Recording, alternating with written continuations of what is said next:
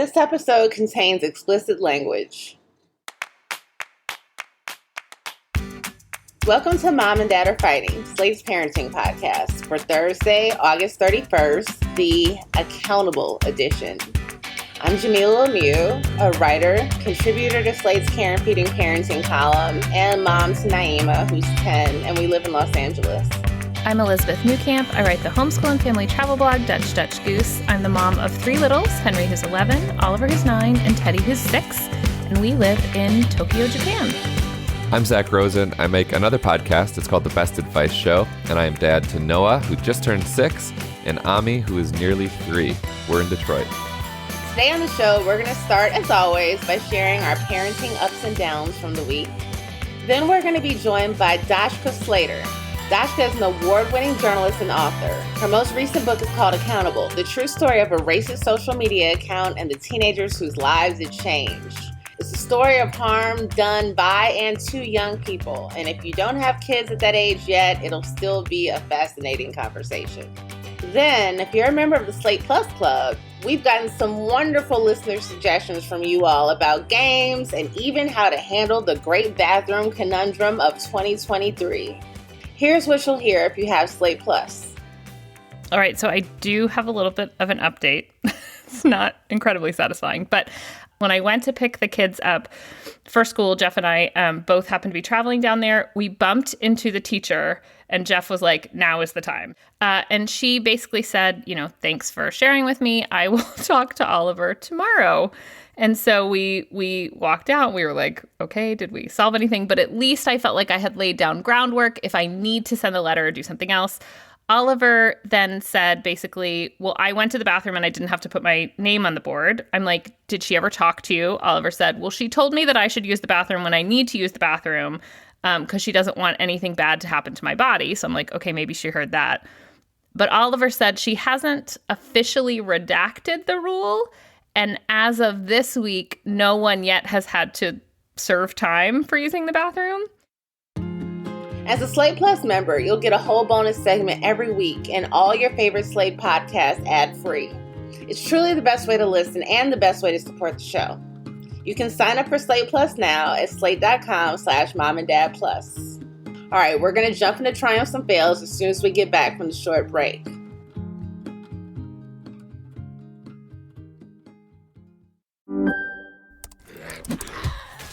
Wait, are you gaming? On a Chromebook? Yep. It's got a high-res 120Hz display, plus this killer RGB keyboard. And I can access thousands of games anytime, anywhere. Stop playing. What? Get out of here. Huh? Yeah, I want you to stop playing and get out of here so I can game on that Chromebook. Got it. Discover the ultimate cloud gaming machine, a new kind of Chromebook. We always want the best for our families, but kids grow so fast and buying them new back-to-school clothes really adds up. At Quince, it's not just luxury clothing at affordable prices, but for the whole family too. I just got a really cool coat.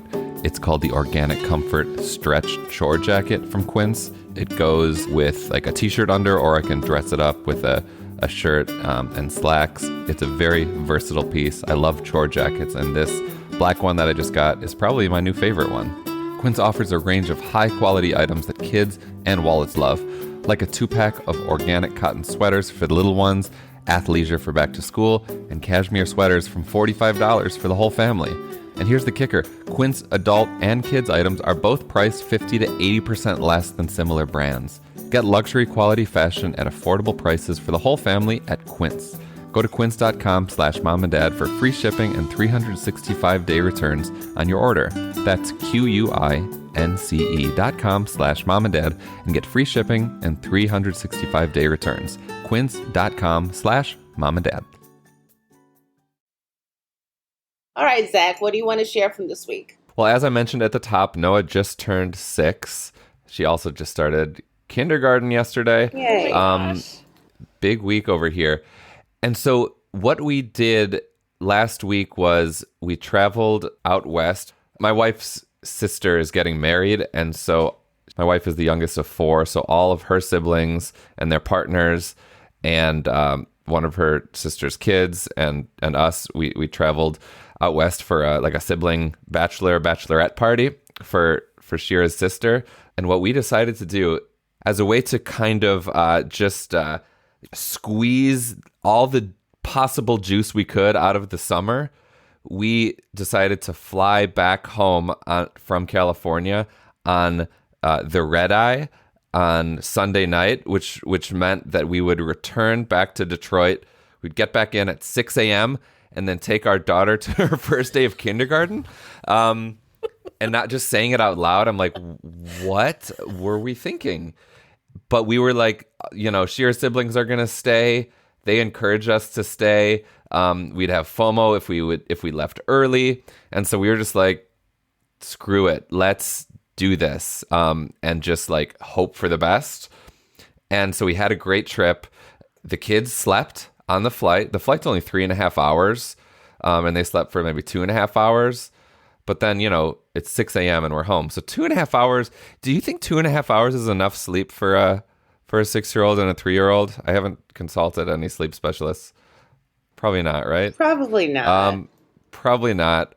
But they slept, and then they slept in the car on the way home from the airport. So they probably got like another hour. And then we had to just throw them in school. I don't know what kind of listener mail we'll get from this, but bring it on. So they were exhausted. Fortunately, Noah just had a half day for her first day, and Ami goes to daycare where they allow the kids to take big old naps. And so like Noah was very tired, but like got it together enough to walk into school carrying her own backpack. And, I was crying, of course, because, well, I was tired, but it was her first day of kindergarten. And so she made it in. Then I went and picked her up at noon, and she was fine. And she took a really long nap in the afternoon. Ami took a big nap. They went to sleep at a reasonable time. They got a good night's sleep, and this morning they seemed okay. So I feel like we dodged a bullet, and we did it. Somehow we did it. And I'll tell you, it was worth it. This is amazing. Absolutely incredible. It's amazing in its like stupidity. It is amazing in its that it worked. And I just want to say that when she calls you from college, know that you set her up well. Oh, yeah. I mean, we chose fun. We chose life. No, it's great. It's great. It's a very I would have done the same thing. Yeah, totally. I had my Newcamp hope hat on. So, yeah. So far, so good. I'm truly so happy that it worked. I mean, I think that like the breakdown is coming, right? Probably. As long as you know that the breakdown is inevitable this week. Yeah. You always got to pay the breakdown price. Is always inevitable, though. That's what I figure. Even if we didn't take a red eye, the breakdown was inevitable. It's just always around the corner. All right. What about you, Elizabeth? How's Tokyo? Oh, gosh. So it's good. It's good. The good news is I'm getting lots of time to myself, which, as we all know, is something that I didn't really do. And I'm being forced to do that because we have no things still in our house. So like there's no real like jobs to do here, no like setting up. We are just living in this empty space. And the kids are like, we're getting them to school, all of that. But I am really struggling to perform all of the Japanese niceties, and that makes me not want to go out on my own. So here's like an example. Yeah. I know right now, if you ask me, that like arigato, or the pronunciation is terrible, is thank you. I can remember like sumimasen is kind of the excuse me. So in this moment, I can practice all that. I have a little cheat sheet. Yesterday, I go for a walk, and just as I turn the corner, there is like a construction site. And you have to understand that everything here is like manned. There's like a person who stands with an orange stick, and their job is to like help me navigate on the sidewalk, this construction site, even though all you have to do is walk around it. So this man is helping me and bowing, and I go totally blank. Like all I can do is just be like, thank you. I'm sorry. Like I'm doing the bowing thing, but I can't remember anything else. I then get to a cafe where I have to order in English and like by pointing. So I feel so just like, I'm sad that I can't speak Japanese. I feel bad that this poor person is trying to like speak to me in English and try to help me. I like don't want to make any corrections because I'm just sort of like, well, whatever I get is good enough. And the money thing is confusing. They don't want to touch money or cards, which makes total sense. And so you put everything in this tray. So there's just a lot going on. Again, I cannot remember how to say thank you. I cannot remember any of these things that I am practicing. And so I just feel like I leave every interaction as I'm going out. And the same thing is happening when I'm taking the kids to school, right? It's just that they remember. And I am just left with this like totally blank mind. And that makes me feel uncomfortable. And therefore, I don't want to like go out on my own, which I need to do. So I know that feeling. I've only been here a couple weeks. That's a tough feeling. Yeah, you've only been there a couple weeks. But that is a sad, lonely, emotional place to be in. I totally get that. It's like I feel like so rude. And I feel like in, the States, like a lot of our interactions with people are these start off with pleasantries, right? So, oh, thank you so much, or thanks for helping me. And I enjoy being able to thank people or comment, to people, have those little conversations. And I just can't, like, not only that, but I'm being rude. Like, I am rude. Like, I already know, like, I'm not quite bowing right. I always forget if my left hand or right hand's supposed to be. So I just feel like I'm screwing it up from top to bottom. And anytime I'm out with someone, they're like, listen, they know that you don't belong here. It's totally fine. Like, right. It's very clear you're not from here. Yeah. They don't care. But I guess I just feel like part of being here is like learning and trying those things. And so I have to keep going and doing it. But I leave every like as I'm walking down the street and I walk away from the construction guy, I'm like, well, botch that. I mean, I've been there, Elizabeth. When I was living in Tel Aviv, when I lived in Spain as a student, it's really hard at first. It's really hard. But you're walking uphill, but you're gonna get there. I know you are. It's still very early. It is. Thank you. But I feel you. Can always start looking for an English-speaking therapist. Oh, yeah. For sure. Or maybe I need a Japanese therapist just to like, maybe that would just to humiliate you more. Quicker. All right. So my weekend, Naima got invited to go to this camp. One of the city council members was organizing it, and they went to this place called Camp Hollywoodland, which is in Hollywood, and it's like a real camping site, and like it's a sleepaway camp for the weekend. And they usually do this, like this place usually does like week-long camps, or like they do overnight camp. What they do is they do camp during the week, and like parents, like over the summer, like kids stay Monday to Friday and they come home on the weekend and they go back on Monday. And so it's kind of a California institution. Like when I mention it to people, they're like, oh, Camp Hollywoodland. I went there when I was a kid. And so Naima gets invited and I'm like, I don't know about this. I knew a few of her friends were going, but Naima's got limited sleepover experience, and this place doesn't allow devices. They say on the intake form, like, if your child needs to call you, then they may not be ready for camp. So I'm just like, how is this going to work? Oh, my goodness. Should I send her? And I was like, no, like, you can't go. This is too much for me. Like, we're just not doing this. And 2 days or Thursday, they leave on Friday. I pick her up and she's like, so I really can't go to camp. And she's like, so-and-so and so-and-so are going and I really want to go. And I'm like, you're going to have to sleep on a sleeping bag. You're not going to be able to call me. Are you ready for this? And she's like, I am.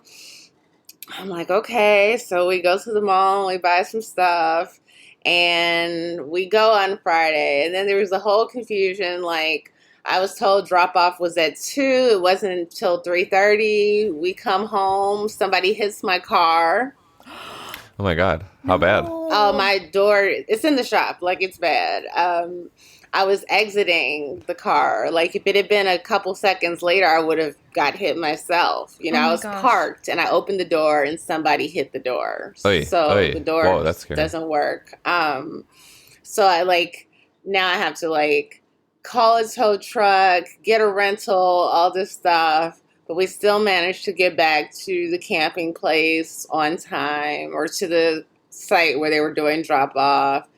She gets to go and she has an amazing time, and they camp and they do tie-dye and do outdoor activities, and she has an amazing weekend. And I accidentally forgot most of her hair stuff, so by the time I pick her up on Sunday, she looks completely crazy because we switched from a book bag to a suitcase at the last minute. I left the hair stuff in the book bag by mistake. I felt so bad because I realized I'd done it like as soon as I got home. I was like, oh my God, there's nothing I can do. And Naeem was very particular about her hair. But she had a blast, so I'm really glad I let her go. I got past my own fears about her being away from me and being with strangers, and she got to have a really good experience. Do you think she's going to become like a sleepover camp girl? I think she could be. I think having friends there was important. Like, I don't know how well she would have done if she had just gone to this and didn't know the kids. And like, she got put we managed to get all her friends in the same cabin. That's amazing. So, yeah. That's transformative. That's a big deal. Yeah. What are you going to do when she wants to go camping? That is a very good question. Excellent question. This place actually has like a mommy and me weekend in March. Are you thinking about it? That might be a good first foray, like when it's organized, when you don't have to like take care of all the logistics. Could be fun. Yes, I would give it. It's cabins, right? Like not they're tents. Cabins, but sleeping bags for cabins. Yeah. So I'd give it some thought. It was kind of a win-win for you, right? Because if she hated it, you could be like, I warned you. Yes. But instead, now you're the mom who let her go. Exactly. All right. Well, on that note, we're going to take another quick break. We'll see you back here for our interview with author Dashka Slater.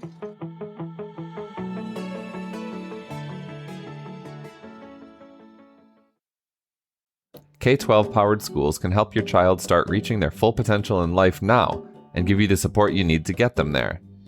K-12 powered schools are tuition-free, online accredited public schools for kindergarten through 12th grade, designed to help your child to learn at their own pace and in their own place with an engaging curriculum that supports individual learning styles.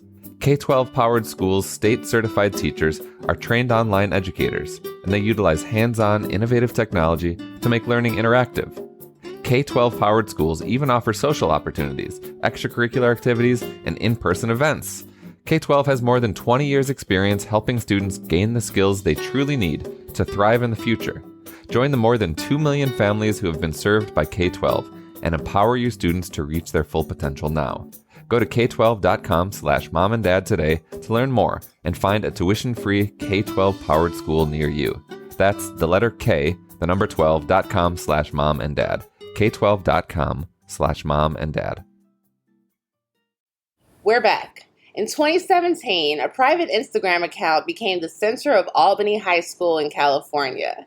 It's not out of the ordinary for kids to have a secondary account followed by a group of friends, maybe close friends, maybe a couple of others, where teens post things that they wouldn't on their main accounts. But this account had extraordinary racist posts about Black classmates and friends. When discovered, it led to even more hurt, protests, botched mediation, expulsions, and a community-wide conversation about what it means to be complicit. Journalist Dashka Slater spent 4 years covering the story for her new book, Accountable, the true story of a racist social media account and the teenager whose life it changed. Dashka, welcome to the show. Hi, thanks for having me. Thank you for joining us. Let's go back to 2017. How does all of this start? A couple kids are hanging out at one of their houses on a weekend. And in the course of this day, they've gone to see the movie Get Out together. And this is a Black girl, an Asian girl, and their white and Mexican friend. And in the course of this day that they spend together, he ends up showing them this racist Instagram account that another friend of theirs has made and of which he is a follower. And the girls agree that they're not going to tell anybody about it. And the boy actually thinks that they see it the way he sees it, which is just kind of a dumb, funny thing that this friend of theirs is doing. But on this account are pictures of other girls in their friend group, including the black girl who is there, shown with a noose around her neck. And so she does not want to keep this quiet. And so when school starts on Monday, she begins to tell other black girls that she's seen this account. It's super racist. And the news spreads like wildfire, first among the black girls and their friends. And then pretty soon, administrators discover that the kids are in the hallways super upset and begin to bring them into the office to find out what's going on. And so begins like this years-long investigation that you do, which is just it's staggering to me, Dashka, the amount of people you talk to and just the kind of nuance that you get from having spent so much time with students and administration and parents, so many of whom were affected in very particular but different ways from this story. It starts where you just told us, with this racist social media account. And then from there, can you tell us a little bit more about the ways in which it blew up in very surprising ways? First, there was the process of just investigating what happened. And because there was a sense that maybe among the girls, that maybe this would be swept under the rug or there wouldn't be any consequences or repercussions, they set about to find evidence and were able to actually get screenshots of the account, even though it was a private account. And then the school district began to investigate and then to suspend and move towards expulsion of the creator of the account and another kid who was very involved. And at the same time, all of this is unfolding among the kids, finger pointing, who's responsible. There's 14 followers, including the creator of the account, so a total of 14 kids. And everyone, except for the creator of the account, is quick to say, well, it wasn't really me. I was just a follower. I wasn't the one who made the posts. And the girls who were targeted, meanwhile, are deeply hurt and betrayed, really upset. Their world is kind of shattered because they're in this liberal community. They knew that, obviously, that there's racism in America, but they kind of thought they were sheltered from it. And that turns out to have been very clearly not the case. Parents are in an uproar. You know, Trump had just been elected 3 months before, so the whole community is already feeling on edge about what is this country? It's not what we thought. And now it feels like the call is coming from inside the house. So there's community meetings and people, hours and hours of public testimony about this account and these kids, but also about other things that happened in the past, other instances of racism, sexism, bullying that weren't addressed, and people's own hurt and grief about the things they've experienced in their lives. And people are coming from out of town to testify. And then the kids who are suspended have to come back to school. The school thinks, well, okay, we need to do something before that happens. So let's have a mediation. And then all the kids involved can have a nice little talk and hug it out, and then they'll go back to class. That was not what happened. The entire thing was an unmitigated disaster where emotions were very, very high in the room. The girls who had been targeting were asking very pointed questions about, do you really feel bad about this? Or do you just feel bad that you were caught? The boys, some of whom who had come like with apology letters and prepared to make apologies, and then others who were like, I'm just going to get through this thing and get back to class. They are not responding in the way that the girls want. And the temperature in the room just gets higher and higher. And meanwhile, there's a demonstration happening just yards away that was called by students who did not want these boys to return to school at all and have gathered to make a statement against racism in general, but also to make a statement that these kids don't belong in their school. And as things get more and more heated in the room, there is finally a moment where the girls are like, you need to go out there and see what you've caused.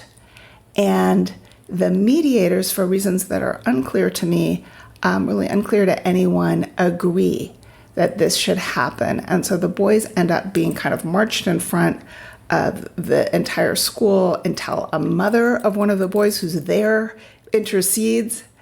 Things get more and more wild during the day as kids never go back to class, and more students are kind of outside, and some of them are just sitting quietly, and some of them are wandering the halls, and kids from other schools are starting to join because they're hearing about it on social media.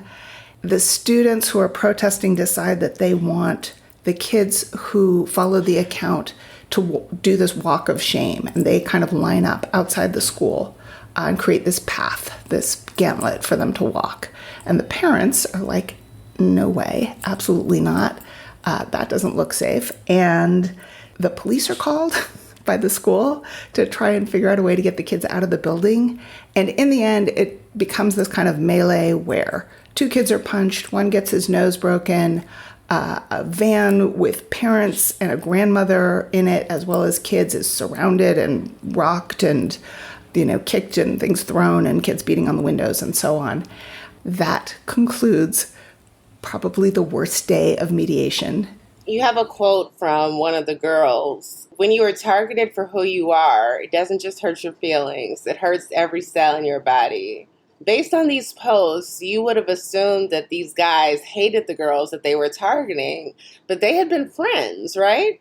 They had been friends, and there had been a certain amount of racist/racial joking among them. This was a pretty diverse group of friends. The creator of the account and several of the followers of the account were Asian American.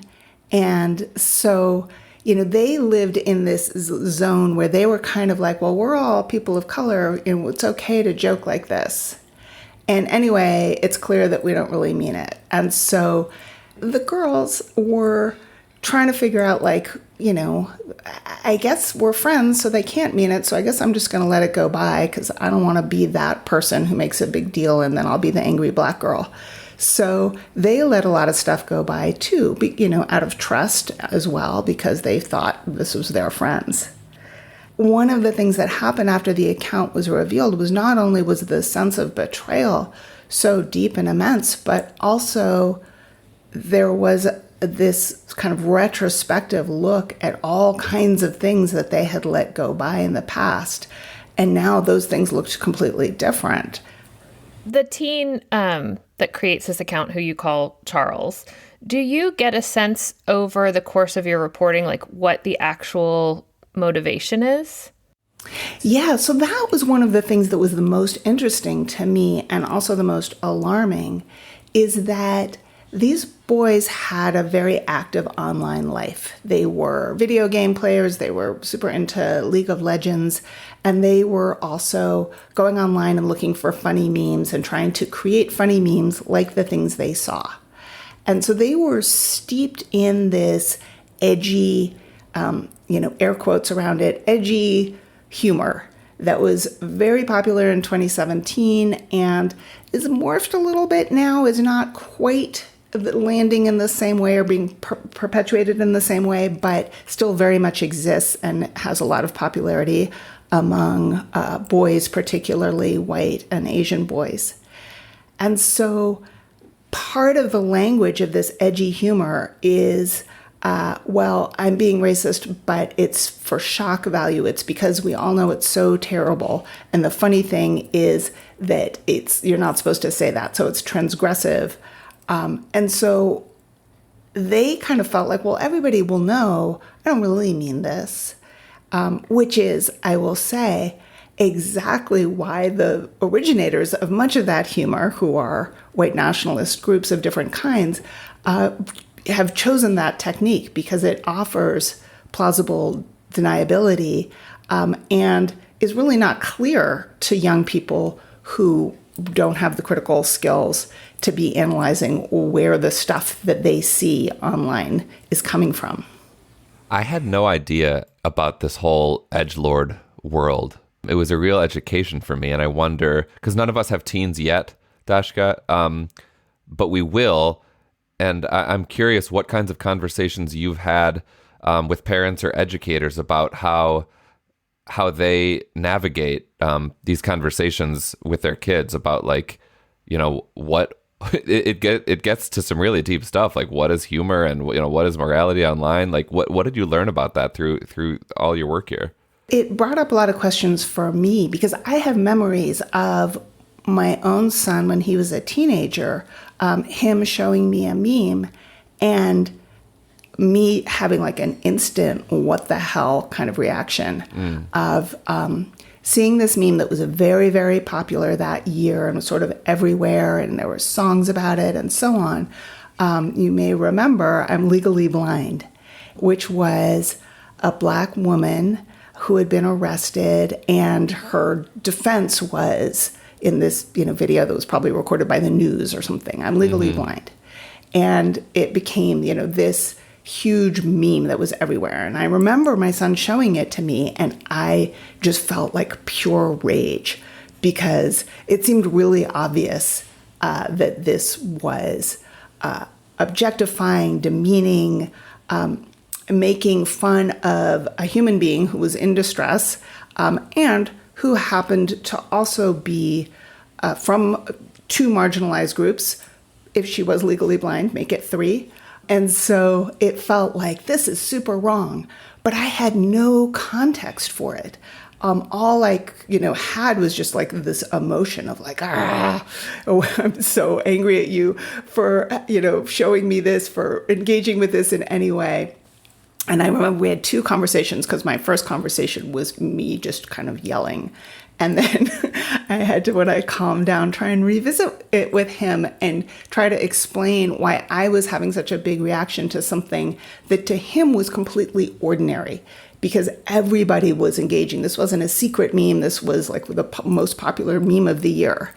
And I recently asked him if he remembered that conversation, and he was like, "Oh, yes, I do." But I said, "What do you remember?" And he said, "I mostly remember being confused because it was such a popular meme, and you were so mad about it." And I think that this is where it gets tricky for parents, is that our emotions around things that we know are bad and harmful can be very large. And that does not open up the doors to conversations. And so trying to figure out how to approach with more curiosity about what are you seeing? How often have you heard the N-word say, or the F slur? How often are you hearing that kind of language? Where do you hear it? How does it make you feel? What do you do when you hear that kind of thing? And most of the time, kids will say, well, I just ignore it because it's just people being dumb, not realizing how much you can get desensitized to that kind of stuff the more you hear it. And kids often don't have tools for pulling themselves out of a conversation that feels uncomfortable. Do you have any takeaways about the mediation part of this as we look to, correct wrongs that have happened and get communities back together? Yeah, I've thought about this a lot. And so I have many thoughts, and I'll try and just express a few of them. One is that consequences or punishment are not accountability. And that, often because the feelings that come up are so immense, and because we know that there has been over a long, long period of time, people who harm, particularly white people, particularly white boys, have gotten a free pass for a long time. And so there's a feeling of like, not this time, buddy. I am going to make you pay the way every single person who came before you should have paid. And I think what is lost in that is that punishment can feel great, but it doesn't necessarily get you what you want, which is kids who are not going to harm in the future.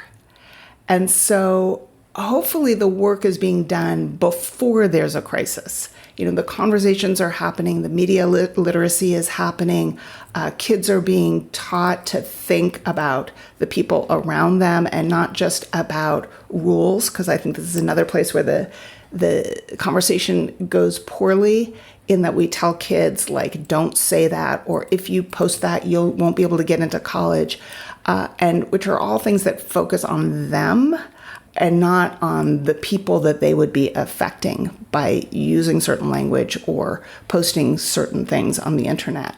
Then there's an explosion, everybody's really upset, and what tends to happen is that because everybody's so focused on punishing the perpetrator, the victims get lost. And that was certainly something that happened in Albany, was that even though people really felt like they wanted to support the girls and felt that that's what they were doing by demanding the harshest possible punishment, it was a bit of a false promise, because we have a ton of evidence that shows that victims are not helped more by increasing the amount of punishment. There's no correlation between how much severity of punishment there is and how the victim does. And so instead of focusing on the traumatic experience and how do we not only lift up the person who was harmed, but lift up this whole community of people who are harmed because of this harm, how do we state our values really clearly, think about lifting up our Black students in this case, and making sure that we are celebrating Black life and Black achievements, as well as, condemning racism, because I think sometimes that we forget to sort of look at Black achievement and Black joy in our focus on all the long and, various list of harms that have been done to Black people. Also that we begin to think about, counseling, opportunities, all the different things that victims need, which are also like they need transparency, they need to feel like they have some power over their fate and what's going to happen, they need time to process. All of these things get lost because the school is feeling often shame that this happened in their community, and they want to show that they're the good people, they're not racist, and try and get this taken care of really quickly, show that they've made an effort to wipe this out. But what gets lost, in addition to the victims, is that no incident is just itself, right? Like the kids who have caused the harm are the canaries in the coal mine. This happened because there were things in the community that weren't being addressed. And this kind of humor was socially acceptable, not to the extreme that these kids took it, but there was lots of joking, air quotes around it, about race. There's a lot of surveys at the school and elsewhere where kids talk about how frequently they hear jokes and phrases and remarks that are hurtful to them around race. For the average Black teenager, it's about 5 times a day. And so by focusing on I'm just going to punish these guys and then the problem is solved, you're kind of missing the larger story. Yeah. I think the main thing that I would like everyone to walk away with, adults and kids and teachers and parents, is that it helps to have some phrases in your back pocket for interrupting something that you don't like, that makes you feel uncomfortable. And kids often think, I don't want to be that guy, and I can't make a big speech, and the other guys are going to turn on me if I'm the one. And they really underestimate how much power they do have, because chances are good that they're not the only one uncomfortable. And so if a kid has a phrase like, not cool, or dude, that's messed up, or I don't agree with that, whatever it is, it can be so short, but you have it at the ready, then as soon as one person says something, then other people have permission to say something. And this is true for adults as well. Those corrections really make a difference. Thank you so much for joining us, Dashka. Again, the book is Accountable, the true story of a racist social media account and the teenagers whose lives it changed. It's such a great read. And that's our show. Please subscribe, leave a rating and review, and of course, tell your friends. This episode of Mom and Dad Are Fighting is produced by Rosemary, Belson, and Maura, Currie. Shasha Leonard is the voice of our listeners. Alicia Montgomery is VP of Slate Audio.